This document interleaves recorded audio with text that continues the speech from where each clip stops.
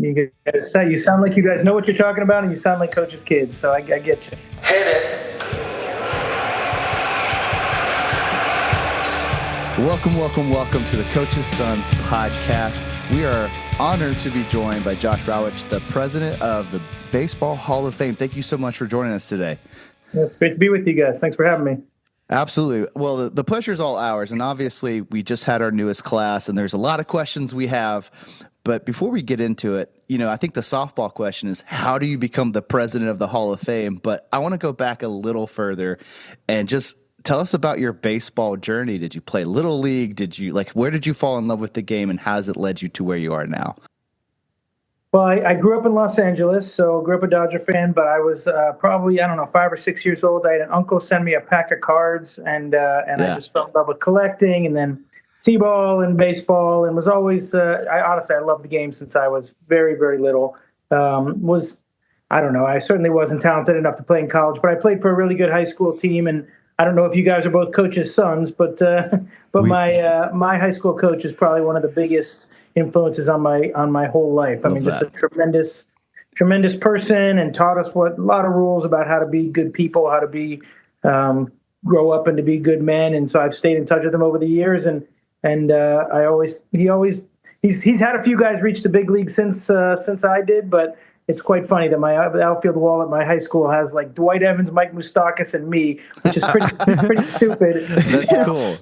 But pretty cool. Pretty cool. And anyway, so then, I wasn't good enough to play in college, but immediately got lucky and landed an internship as a freshman after my freshman summer with the Dodgers. And then I've basically been in baseball for the last almost 31 years. Mm-hmm. So you've been like the Dodgers, you've been with the Diamondbacks. Are the Dodgers your team still?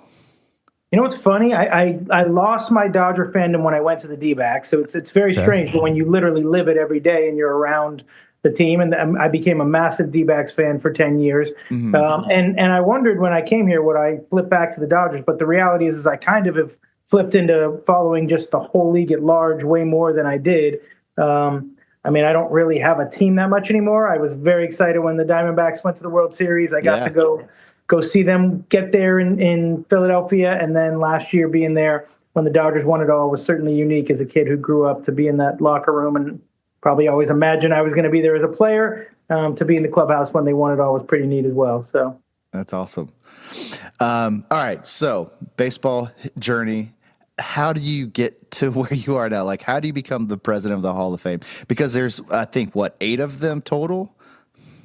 It's crazy when you say it that way. Yeah, it sounds nuts since we've been around 85 plus years. But ultimately, what this job in a lot of ways requires is clearly a knowledge and passion for the game, but connections throughout the game. And I was just telling my kids earlier tonight when they were asking about when you're going on a podcast. I was explaining part of what makes me, I guess, a candidate for this job, or made me a candidate, was I do have connections all throughout the game. I've spent my whole life. I can walk into any stadium and I generally know the owner, the president, the manager, the top players, the GM, and you make those connections over the course of years and years in baseball. But more than that, I guess it's understanding the business of sports, understanding how a nonprofit runs. And in the last few years, I've learned how a museum runs. That was not my background before I got here, but I now know how the museum world works. And ultimately, I guess it was, 3-4 years ago that the previous president, Jeff Idelson, called and said, "Hey, we think you might be a decent candidate. Would you ever think about moving your family to Cooperstown?" And almost told him, no, I'm good. But it's not, nobody ever imagines you're going to live in upstate New York. Yeah, absolutely. But as I learned more about it and came and interviewed, and my wife said, "How would you ever turn that down if you got that opportunity?" And she wasn't wrong. We wound up taking it. And we've been here about 3.5 years. We absolutely love it. That's remarkable, because when we were trying to line up questions, like, did this just pop up on Indeed? Like, did he just apply? How does this happen? Like, again, with so few people that have been in this position, just the thought process of like, wow, like he is the president of the Hall of Fame. There aren't many. And, there's seemingly not a position that we want high turnover in, right? You want some stability. Sure. So it's incredible. So again, congratulations. Obviously you've been in the role for quite some time. We're going to get into Hall of Fame weekend and everything about that, but I want to just ask some general questions on like the Hall of Fame itself. Sure. So the first one is, tell us how the process works of like who's picking stuff that goes to the Hall of Fame. Right? It sounds like a very generic, elementary question, if you will, but it's just like, hey, like, you know, Shohei does his 50-50. Do we have his spikes earmarked for the Hall of Fame already? And what if Shohei says no? Yeah. Does he have a choice? It's a great question. So there's really two ways that things come in. The first is actually has nothing to do with what's going on right now. There's almost every day we're getting an offer from somebody around the country who says, hey, I found this glove in my grandparents' attic, or I've got this. My father was an executive at this team and wants to offer these documents of their career. We're constantly being offered stuff. Generally, the way that process works is we have a committee that will once a month look at three-dimensional artifacts, and then every other week we look at the one-dimensional paper artifacts that are offered to us, and with photographs and audio, video, we get all sorts of really amazing offers.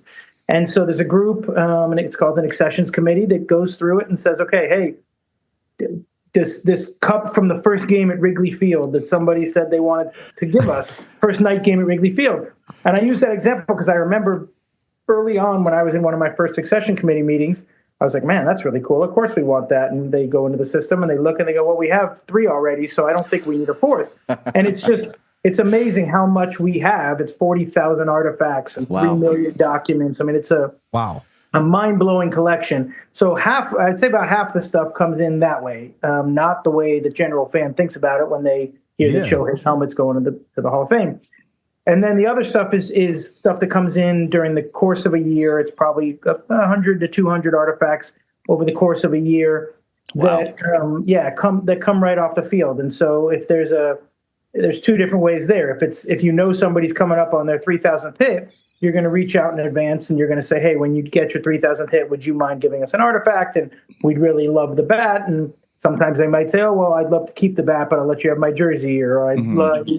So it's I would say 99 times out of 100, the player is honored and wants to have their thing in Cooperstown. Yeah. They might have a different idea of what thing they want to give. So that is when you can work it out in advance, and we'll do that. There's different, obviously, World Series and All-Star, we're on site and having those conversations in the lead up to big moments. But then there's plenty of things that happen that we can't know are going to happen, a no-hitter or a 4-homer game. And basically, there's a couple of us who are constantly monitoring what's going on in games, but certainly one guy in particular, our VP, John Shestakovsky, he'll just have alerts on his phone, and as soon as it's the 8th inning and there's a no-hitter, he'll reach out to the clubhouse and say, hey, if so-and-so completes the no-hitter, can we get their cap? Or if this person hits the 4th home run, can we? So and then that immediately happens post-game. Usually the public relations person will go down and say, hey, Shohei, would you mind donating this whatever bat from your 7-homer game? Because that's probably coming sometime in the future. Most likely, yeah. And just generally, Shohei's a perfect example. He's been so generous with the things he's given us. I think head to toe, we have a pair of his cleats, his pants, his wrist guards, his helmet, his hat, his jersey. I think people understand what it means to have an artifact in Cooperstown, and they're always happy to donate it. They just sometimes might have a different idea of which artifact they want to give. That makes sense. It really does. How do you, if you were to put a number on all the artifacts you have that's not on display, what's the percentage of like display versus just sitting in a basement or whatever? Yeah, it's about 10% are on display. Which is kind of crazy. So 90% are currently in storage, but that storage is temperature controlled, humidity controlled, light controlled. It's all to museum standards, because when we tell these players or anybody who sends us something, we tell them we're bringing something into the collection. We're going to look after it forever, and we promise them that when their great grandkids come around, it's going to look and look the same as it did when it was given to us in 2024. Wow! So we got to make sure that that's why we don't bring in a lot of things that are autographed, because autographs are actually hard to maintain the ink, and we take things off display constantly. Stuff's coming upstairs and going downstairs, and artifacts have to rest and spend time in darkness and outside of the light and elements. And so we have a very, very professional museum affairs team that looks after all these things and makes sure that it's up to standard. Like I said, we are going to steal Honus Wagner's game used bat. We do not like stealing things. No. Even the movie, I was walking to work today, and something made me think of whatever the Nicolas Cage movie is with the constant steal. That's exactly where I was going with that. Yeah, and I think about it, it's obviously Independence. my worst nightmare, but ultimately, you can imagine security is pretty impressive in a place like this, and we believe we're doing right by all of the artifacts. That's Oh, awesome. absolutely. That, I mean, again, that was I'm going to toot Andrew's horn there. That was a great question that I was thinking of too. It's like, if you're getting this much stuff, like, how is that even, I'm certain it's cataloged and all that type of stuff. So again, another crazy thing. So another one of my questions is, what is your favorite, I will say, exhibit, item, section in the Hall of Fame on display, I guess we'll say today, or since you're rotating them constantly, that you've seen or had or done?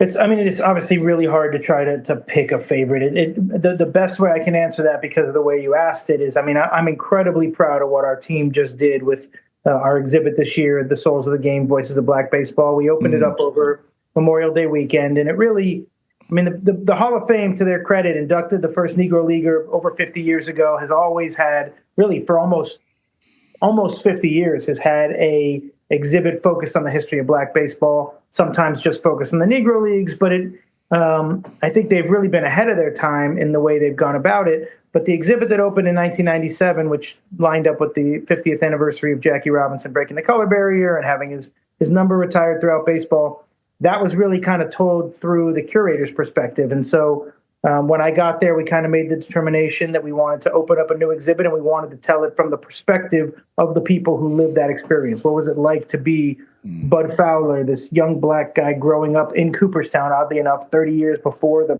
Hall of Fame ever existed. Oh, wow. And he's now a Hall of Famer. He was the first professional first Black player to be paid to play the game of baseball, constantly kicked out and having to go all around the country to play, all the way up through the Negro Leagues, through Jackie, through the period after Jackie, this kind of amazing period of time with Willie Mays and Dave Parker, Dick Allen, all these Hall of Famers, and then to now where we're struggling again to get young Black players into the game. So we tell that whole story from all these perspectives. It's really an amazing exhibit, and I just think our team worked incredibly hard on it. So I'd say the moment that's my favorite, or the one I'm most proud of, but ask me again in a few months, because we got another really cool one opening up in July. It'll be the next one, right? But exactly. That's great. And I think, the league, the Hall of Fame, has done a great job incorporating, the Negro Leagues and everything that it's been doing in that push over the last, couple years. It's always had, however, it feels like it's becoming more prevalent now, where they've started keeping track of the stats and things like that. So I think that, that's perfect timing, and I'm sure that was probably a conversation you guys were having in terms of lining all of that up. So I think that makes great sense. Yeah, a lot of these things that look like accidents are not exactly. Yeah, the fact that we're as you said exhibit, that, you're like, you know what, that all kind of adds up. Yeah, our next big exhibit is focused on it's called Yaku Baseball, the Trans-Pacific Exchange of the Game. It is not a surprise that it is opening. We've been working on it for 2 years, but not an accident that it's opening this summer. Yeah. We knew this was coming. Yeah. So talking about exhibit, let's go to the baseball as a whole. Growing up a fan, what do you think is your favorite baseball moment? And then is that moment on loop somewhere in the Hall of Fame? Certainly probably the defining moment of my childhood would have been Kirk Gibson's home run off Dennis Eckersley. Okay. When you're 12 years old and your team wins the World Series, and then you get a Freddie Freeman-esque moment like that. I don't know how you top that as a kid. And yes, it is not only on a loop in the hall, but it's part of our welcome film when you come. It's an amazing line where Dennis Eckersley is talking about, you think these games are life or death. That's what it feels like. And this was an amazing moment for the game of baseball, but not for me. And it's it always gets a laugh in the theater. So, that certainly was probably the moment that I'd say kind of defined my childhood. But obviously, I've been very lucky over the last 30 years to be it's not fair to say a part of amazing moments, but just be there for no-hitters and be there for clinches and there's so many incredible things I've gotten to witness from either the clubhouse or the press box or on the field. And I've just been crazy lucky to spend a career doing this. Yeah, that's awesome. I think mine it's either, because I'm a big Braves fan, it's either the last out, watching Marquise Grissom catch that last fly ball to win the first World Series in '95, or to be honest with you, I think the home run race between McGuire and Sosa when McGuire broke the record. First, I was captivated with that whole thing as a kid. So Everybody was, yeah. I still remember him hitting the home run and him celebrating with Sosa like at home plate and stuff. So yeah, that's definitely those are two moments that always pop out to me. Chris, what do you have as a Mariners fan? Not a lot, right? Yeah, take it easy. The double. I know the double. Everybody knows about the double and Griffey round third. That's and all true. that. I was very young for that, so I wasn't aware. I certainly am now. But for me, it's probably the Felix perfect game, right? Where, knowing where I was, having to see it on ESPN, where they tuned in. And then recently it was Cal Raleigh's home run to send them back to the playoffs for the first time in whatever it was, 20 plus years. Those were two, moments that I was very much for. I grew up on the East Coast. I'm from Scranton, PA. So I didn't get a ton of Mariners action when I was younger. I am a huge Ichiro guy. I love it. We'll get to that in a second because we have some pertinent questions to ask. No, I'm joking. All right. But yeah, I would say those are it. But just generally speaking, I mean, every time Barry Bonds would come up to bat, just as a kid, you're just like, oh, like Barry Bonds is up and he's going to hit a home run. Like, it's just clockwork. Like, and it wasn't even yes, it was the moment he's breaking all the records and all that, but it's all those little moments in between. And I think a lot of people, overlook that about baseball where like, yes, the monumental task is huge, but we spent 5 months getting to that point, or 20 years or whatever it was, and dog days of summer and all that, and that's why I love baseball. And there's so many big moments from big and small. You sound like you guys know what you're talking about, and you sound like coach's kids. So I get you. You have to love. If you don't love the game at that level on the all 162. I mean, sure, the big moments are amazing, and they're big moments for a reason. But I think baseball is different because it's an everyday sport, and every single night. And you take interest in a really unique double play or a guy who picks a ball out of the dirt in a key moment, and that stuff's often just as exciting. It's funny. You just triggered a memory. So we went to Colorado last year with a buddy of ours and played golf, right? And so between rounds, we had the TV on and the Dodgers were playing. I don't remember what game it was. It was Sunday Night Baseball. It was Sunday Night Baseball. Okay.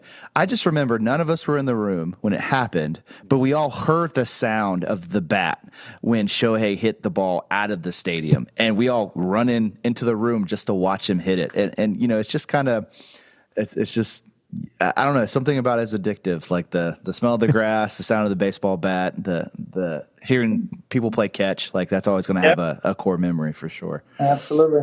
Yeah. Absolutely. I'm going to switch gears a little bit into more, I guess, say Hall of Fame weekend, Hall of Fame voting type things. So my first question is, are there guys who you think personally should be in the Hall of Fame that aren't? And then like as president of the Hall of Fame, do you just never talk about those things? Like, do you have to just eat that inside to just be, so as to not, no, you don't need to name names. Feel free if you'd like, but it just feel, as a fan, clearly you are one. It just feels like it's hard to keep those thoughts and feelings in.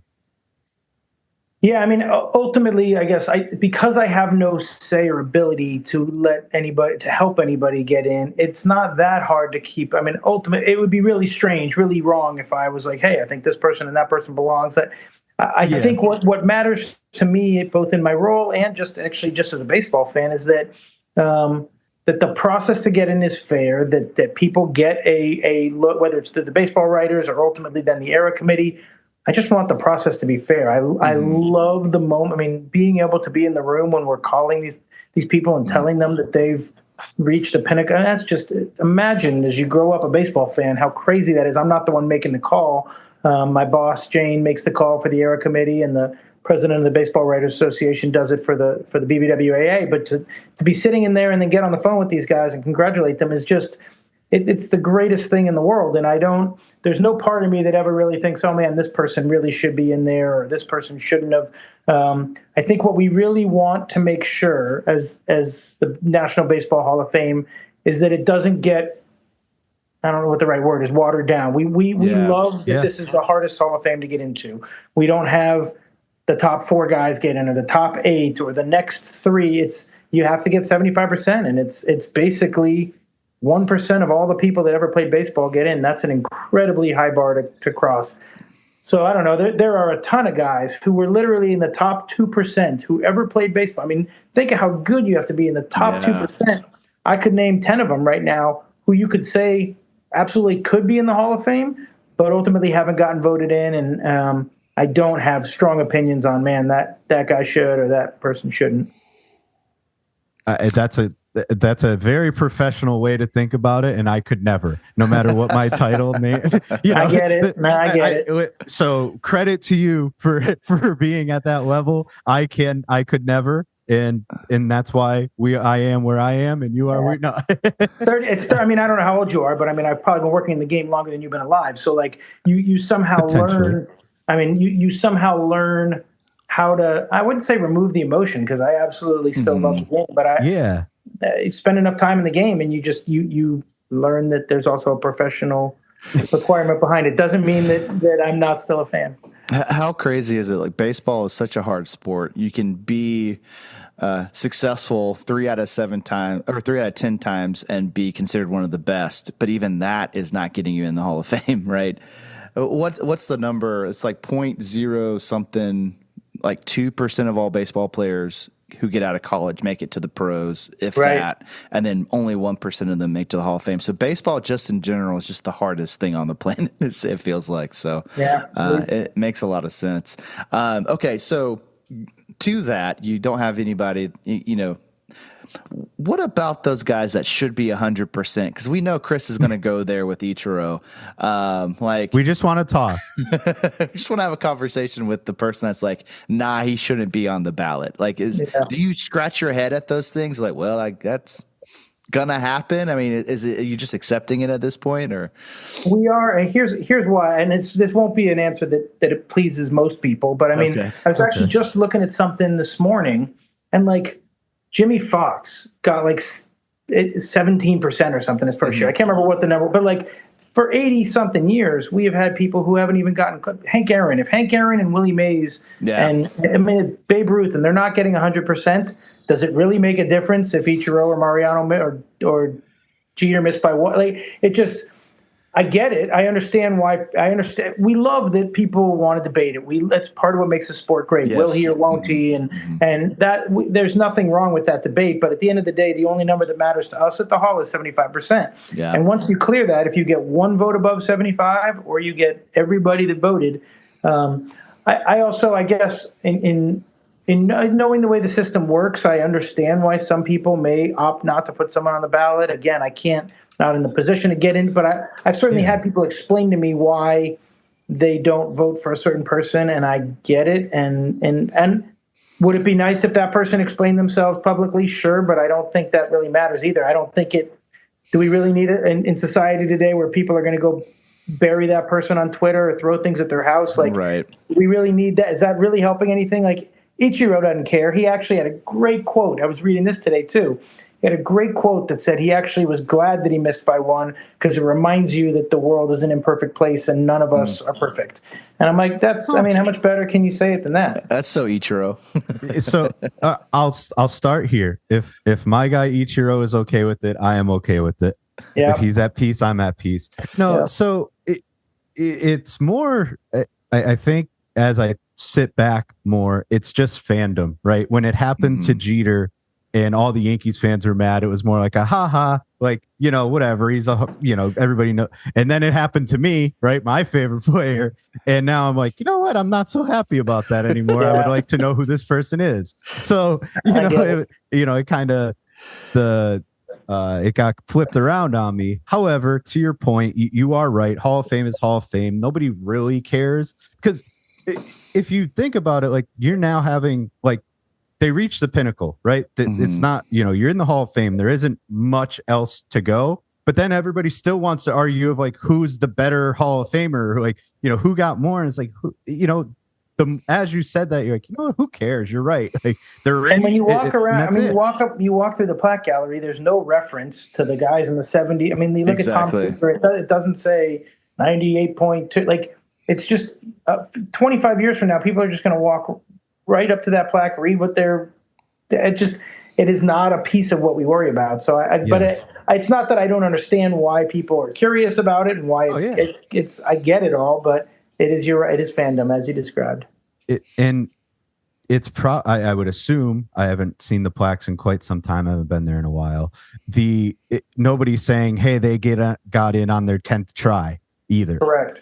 So again, get yourself in. I think it's, and to your point, there is a push, right? There is public pushes, right? I was, you know, on Twitter, there was a big one for Walker, big one for Edgar. I didn't see such a big one for Wagner, but there was definitely some positive, you know, pushes, just, you know, trying to influence or whatever. But I feel like that matters, you know, in some way.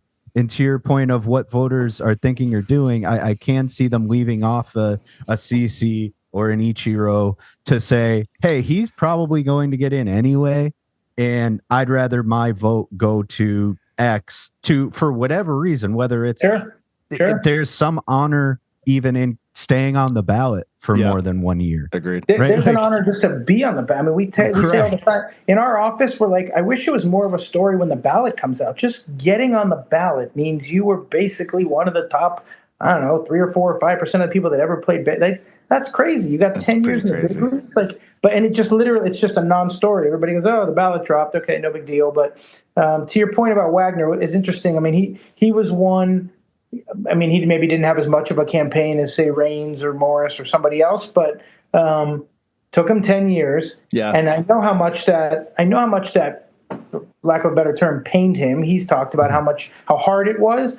But I also happened to be there when somebody pointed out to him while he was in Cooperstown that Goose Gossage took 9 tries to get in. And I saw it kind of hit him like, oh, well, shoot, if Goose took 9, then why does that matter if I took 10? Like, Goose went through the sand. Goose Gossage at the time was probably the best reliever ever when he got it. Yeah. So none of that stuff matters to us. It is fun to discuss. It's fun to debate. It's awesome. But at the end of the day, you were on that wall for the rest of the time. Yeah, I mean, and I can't tell you how many times I watched the Wagner video of him getting that phone call. Like it's so cool to see how much it means to those guys to be able to know that they will be there for forever. That's a pretty amazing moment. And like I said, you get to be in the room when it happens. So I'm sure emotions are high through all of that. We literally, all of us, when he started crying, like there were 4 of us in the room, and I think all of us started welling up. I mean, it was crazy. It was crazy to watch it happen. It's cool.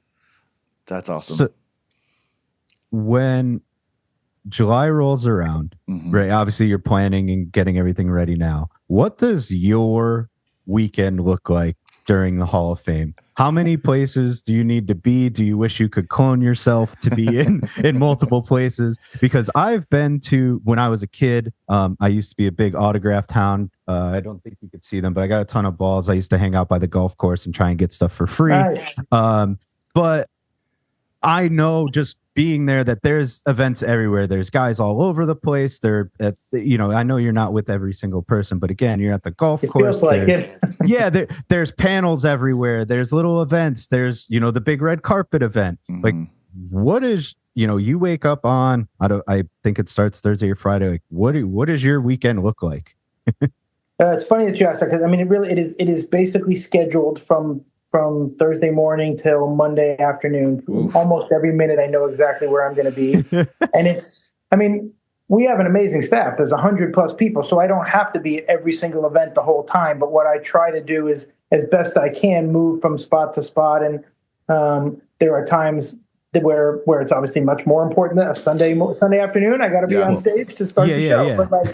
But then Saturday night when we're on the parade, and then we're welcoming every Hall of Famer that comes into the Hall of Fame. And then as soon as that ends, I stop for like 20 minutes at each Hall of Famer's party, which is crazy. I mean, I'm kind of shuttling around town with my wife and we're going, all right, let's go to Omegang Brewery for 20 minutes, and then we're going to go to this one for 20, and this one. I mean, it's part of what the weekend calls for, and I recognize that would it be nice if I could just kind of watch the whole thing? Sure, but I got to do that in 2014 and 15. I loved being here as more of a fan in 2014 with my family. I was here for Joe Torre and Tony La Russa, and then I came back in 2015 with Randy Johnson to help him through the whole thing. But it's so hard. I mean, I literally have an actual paper schedule and a digital schedule that I know exactly where I'm going to be at every minute of that weekend. And it's really, what's important is that the whole place, 100+ people and the whole town. I mean, that's what I tell people all the time. It's hard to believe that the insurance guy is helping run the golf tournament, and the people that work at the bar down the street are helping with induction day. Like, there's just so many people that get involved to make this thing what it is. That's so cool. Yeah. How big of a crowd are we expecting because of Ichiro? Yeah. Because we haven't had anything like it, and we know what that fan base, that country brings to the game. It's really hard for us to know, to be honest with you, because not only is it Ichiro, but Japan is not close to Cooperstown. It's not easy to get here. So while if this was in Los Angeles, would I see tens of thousands of people flying in? Probably. I think we're going to get a lot of Japanese fans and a lot of Mariners fans, but what makes it equally is kind of hard to predict is these 5 guys represented 18 teams in the big leagues, more than half the teams, and many of them are driving distance. It's the Yankees and Mets and Phillies and Pirates and Guardians, and even Billy Wagner played a couple weeks on the Red Sox. So you really do have 18 teams represented, and hopefully fans from all over the country are going to come and see this and be a part of it. And we really don't. It's going to be. I think it will be one of the largest ones we've had in quite some time. But we try not to put a number on it because it's really hard to know. Is there a specific part of the weekend that you're always looking forward to? I know it's a long one, but is it the induction? Is it a party? Is it the golf tournament? What are you like? Oh, I can't wait to do that this year. I mean, I think the only way to answer that, I guess, is the Sunday night dinner, which is the only for the Hall of Famers. The only other people besides the living Hall of Famers in that room are myself and the commissioner. And it's just like, it's not, again, when you think about growing up loving the game and you think about who are all these, it just doesn't make any sense. Frankly, I don't even know that I belong in there, but technically I host the dinner.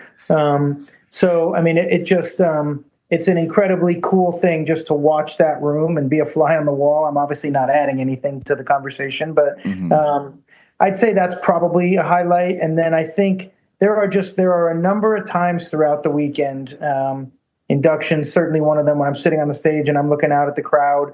I'm watching the staff come together to do what they do. Like, it's strange, but there are little moments. There was the guy who actually is the voice that says, "Ladies and gentlemen, the Hall of Fame ceremony is about to start." Guy who worked for us for 25 or so years, and he was retiring this year. And so seeing him at the end of this year was like a really cool moment. Like, this guy has given his life to this place. So there's just so many unique moments throughout the weekend. But I think certainly Sunday night is a pretty special one that any baseball fan would kind of pinch themselves. Absolutely.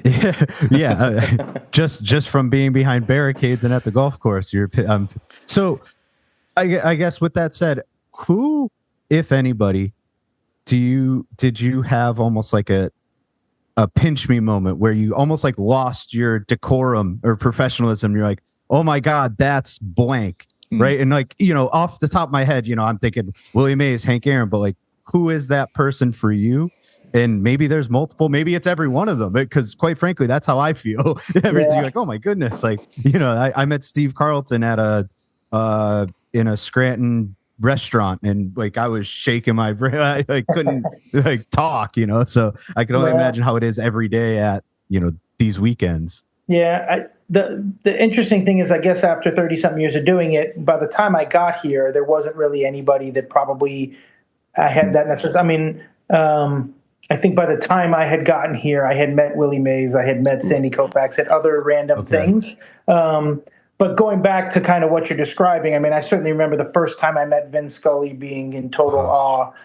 Sandy Koufax, I think the first time I met him many years ago at the Dodgers, definitely I had. I mean, all of us have those moments, but I think part of what you have to do in this role is recognize that they're human beings, and we just have normal conversations about their families and their lives, whatever's going on in their life. And so again, it's not that I don't want to make it seem like I'm jaded. I'm very aware when my phone rings and I look down and it's Joe Torre, like, oh, it's Joe Torre. Like, I'm not saying I don't, but I also have to recognize that they are people who love this place as much as we all do. And so a lot of times it's just helping them with whatever random thing they need from the Hall of Fame.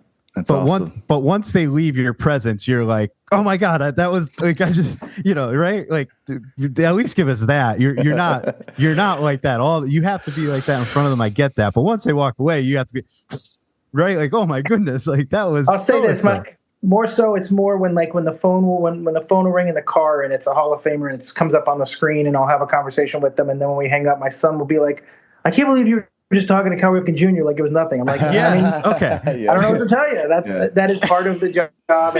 And, again, I don't mean to sound jaded. It's part of the job. I've gotten to know them, and they're very, very. Every one of them is a really cool person that I think loves this place. There's a reverence for the hall that they all look back on their year of induction with this crazy special feeling, and then they all love coming. And that's 50 to 60 of them come back every single year because they just want to be a part of it, and that just tells you who these people are and what this place is. So I'm going to switch gears a little. As the president, number 8, what is your hope of your legacy with the Hall of Fame? Where do you hope that you guys have the most influence going forward in baseball?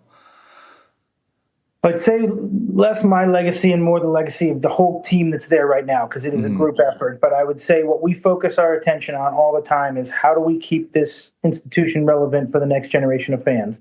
So much of what we're doing is thinking about, when we added the Make Your Own Plaque interactive that kids can come and be a part of, the exhibits that are very interactive in nature. We want them, doesn't mean it all has to be touch screens, but having at the end of Souls of the Game a whole series of touchscreens where you can ask questions of players and have them respond, essentially. The Savannah Banana exhibit that we put in that kids are, 10 years ago, people have been like, who? Now it's like kids are running over there to go see that. And I think the way that a modern young fan interacts with the Hall of Fame is different than the way that I did when I was 12, and it's different than my dad, and it's different than my grandparents. And so I think if we can continue to keep we're stewards of this place. Like, this place it was around long before me and it'll be around long after me. Right. It's like, how do we make it so that people want to keep coming back over and over and over for the next 100 years, the next 85 years? So I think that really our goal is just to keep this place relevant, to make sure that everything we think about, we're not doing damage to the artifacts. I want somebody to be able to look at Ty Cobb's glove 100 years from now, and even though it seems really old today, it's going to seem even more old 100 years from now. Yeah. And if we've ruined it, then that can't happen. So I think if we do that, and I know that that's everybody's goal there is really to make this place to continue to have it be the world-class institution it is. So yeah, that's a little bit of a tough answer, but that's really what it is, staying relevant. No, it makes sense, right? In the era of instant gratification, right? We get our news so fast, the highlights, all that kind of. I know I probably see more highlights than whole baseball games now, right? So it makes sense that that's the kind of stuff that keeps you up at night, because you're just like, well, how do we make sure that this continues to connect with the next generation?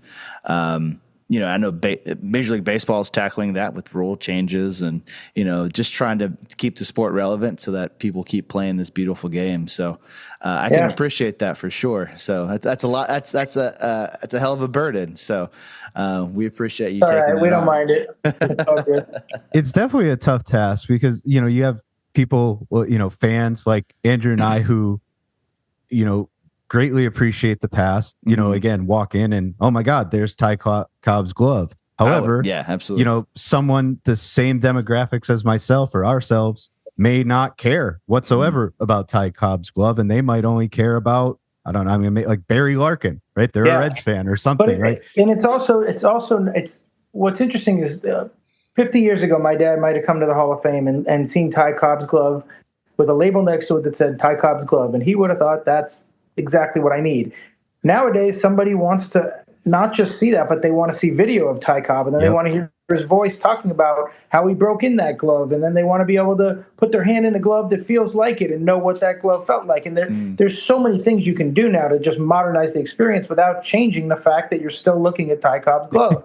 And that's, I think, if we're doing this right, and you think about just the way everything we go to tends to be personalized now for us. So how can I make it so that when you walk in as a Mariners fan, your experience might be slightly different than a Braves fan or a Dodgers fan or there's a way to do that. And right now we have kind of simply the starting nine, which is a really cool, like our visitor services people will hand you a Mariners one sheet that's here's 9 really cool artifacts to go walk around that are tied to the Mariners. That's awesome. And if they ask a Braves, but like there's going to be a way very soon, and there is a way, we just haven't done it yet, to have it so that it's pinging your phone. And when you walk by the Braves artifact, oh, here's Chipper. Look to your right, there's Chipper's bat. And okay, look to your left, there's Hank Aaron's bat. And there's ways to do that will engage a fan differently than my dad did when he first showed up here. Right. Wow.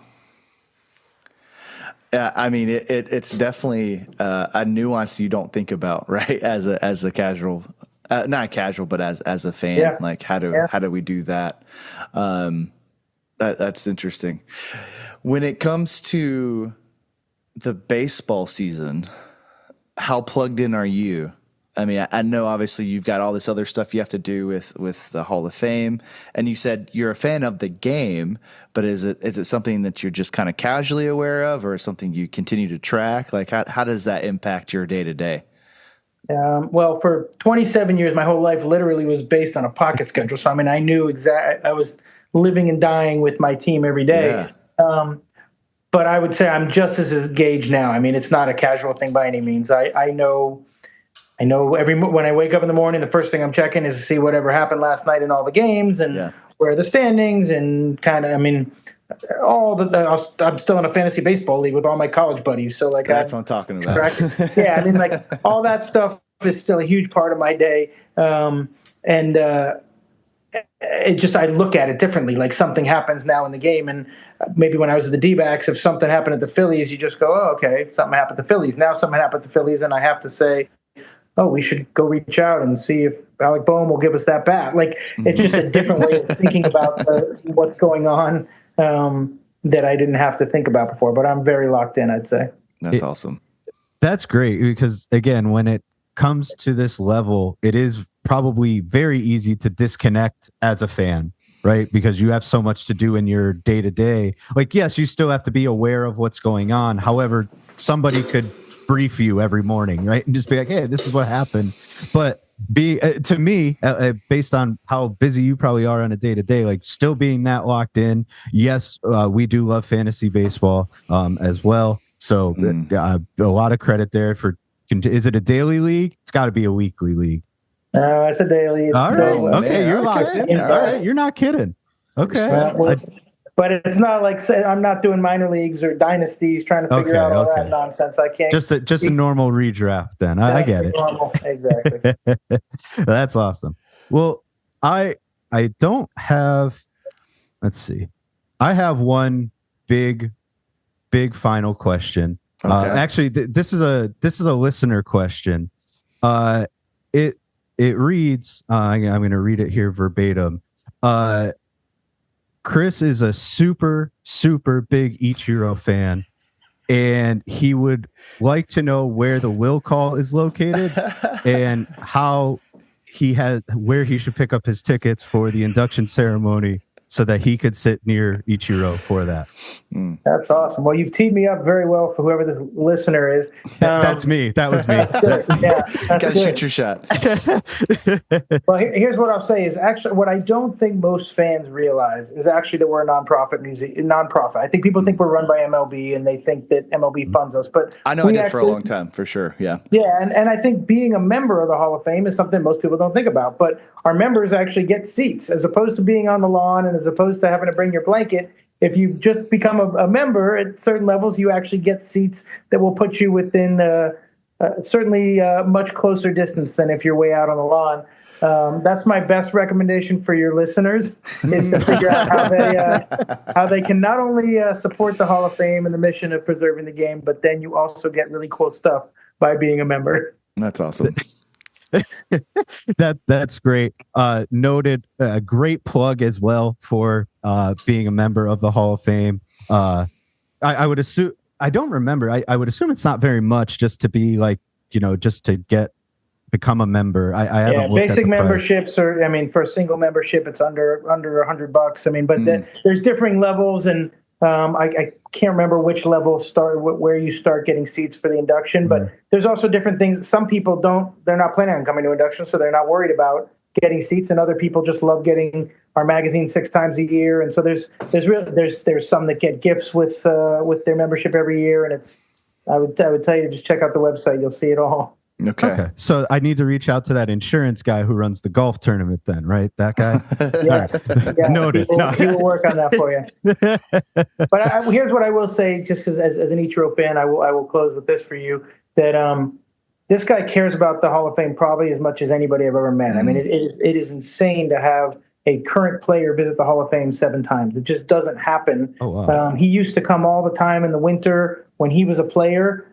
He would pop in here quietly and just walk the halls with a hoodie on, so nobody knew he was there. And he has a very, very deep respect for the history of the game.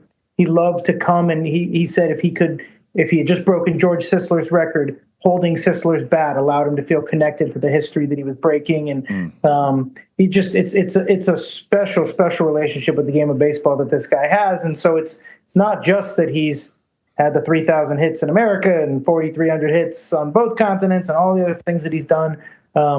He's said that he wants to give his entire collection to the Hall of Fame when he passes. All of his artifacts, which only a handful of guys, Babe Ruth and Lou Gehrig, Tom Seaver, Hank Aaron, those are the only ones that have done that. Ichiro wants to do that.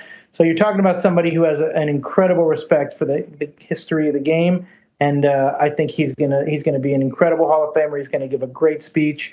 And I hope the Mariners fans from all over the place are out there. Mariners fans, Yankees fans, Marlins fans, everybody come and support him and all the rest of the people that are going in. I love that, man. I can't say anything more. I mean, I went to Seattle and he's still out there shagging fly balls. You're like, I took a look and like I saw him throw once. I yelled at my wife. I was like, "That's Ichiro." I was like, "What is he doing?" I was like, "She's like, what?" I was like, "He has no business being here, but I'm pretty sure he's just here all the time."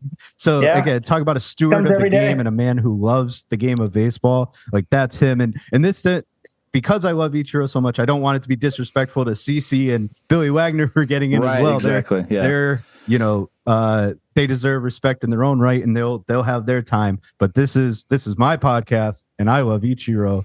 But no, Josh, we couldn't appreciate you taking the time to do this more. Thank you for being a good sport. I reached out to the listener who asked the question. He is not overly thrilled, but he'll get through it. No, but again, I appreciate that his responses are quick. We'll have to work. He's really on top of it. He was really excited for this interview. Please make sure you guys, if you both come to induction, look me up, and I'll get a chance to say hello somewhere along the way. And just appreciate you guys letting me talk about the Hall a bit. Well, I tell you what, I mean, it's. I've never actually thought about being a member, but that's something I will look into at the very least, and we'll encourage our listeners to do the same because we care about preserving the history too, and we want to do everything we can for the community of baseball. And again, can't thank you enough for talking to us. Again, we're just two guys that got taught by our dads and just love talking baseball. So thank you so much for doing that. Likewise. Thanks, Andrew. Thanks, Chris. We'll see you guys soon. All right. Thanks, Josh.